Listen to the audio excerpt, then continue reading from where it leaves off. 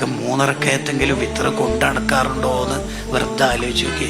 Daily 300 റക്അത്ത് നിസ്കരിച്ച ഒരു മഹാന്റെ കരണ്ട് കൊണ്ടുള്ള റിക്വസ്റ്റ് ഉണ്ട് അള്ളഹാനോട്. നിസ്കരിച്ചിട്ട് പൂതി മാറിയിട്ടില്ല റബ്ബേ, കബർന്ന് നിസ്കരിക്കാൻ നീ കൊടുക്കുമെന്ന് എനിക്കറിയില്ല. വല്ല പ്രോട്ടോകോൾ എതിരുണ്ടൊക്കെ വേണ്ട, അഥവാ കൊടുക്കലിന് വലിയ പ്രശ്നമില്ലെങ്കിൽ അതെനിക്കൊന്ന് തരണേ കബർ നിസ്കരിക്കാൻ. എൻ്റെ വാപ്പിച്ച് എപ്പോഴും ദ്വാരക്ക് കേൾക്കാറുണ്ട്. എന്നെങ്കിലും നമുക്ക് സുന്നത്ത് നിസ്കാരത്തിനൊക്കെ ഒരു മടി വരുന്നുണ്ടെങ്കിൽ ഈ ചരിത്രം നമ്മളെ മനസ്സിൽ കൊണ്ടുവന്നാൽ മതി. മോനെ, നീ ഉഹർവിയായ കാര്യത്തിൽ എപ്പോഴും മുകളിലേക്ക് നോക്കണം. അതല്ലേ ഹദ്ദാദ് ഇമാം പറഞ്ഞത്, നിന്നെ കുറിച്ച് നാട്ടുകാർ എന്താണോ വിചാരിക്കണത് അതിന്റെ ഡബിള് നീ ആവണം.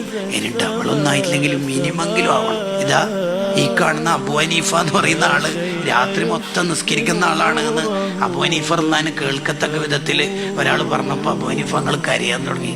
അല്ലാ, നാട്ടാറല്ല എന്താ പറയുന്നൊക്കെ, ഞാൻ രാത്രി മൊത്തം നിസ്കരിക്കലില്ല. ഇല്ലാലോ, കുറച്ചുറങ്ങലില്ലേ, പിന്നെ രാത്രി ഉറങ്ങണില്ല. 40 കൊല്ലം ഇശാഇന്റെ വുളൂകൊണ്ട് സുബഹിസ്കരിച്ചാണ്. നാട്ടാർ പറയുന്നെങ്കിലും ആവണ്ടേ എന്ന്. നമ്മളെ കുറിച്ചൊക്കെ നമ്മളെ മക്കൾക്കും നാട്ടുകാർക്കൊക്കെ തോന്നുന്ന ഒരു വസ്തുത ഉണ്ടാവും, നല്ല ആളാണ്, നല്ല മനുഷ്യനാണ്.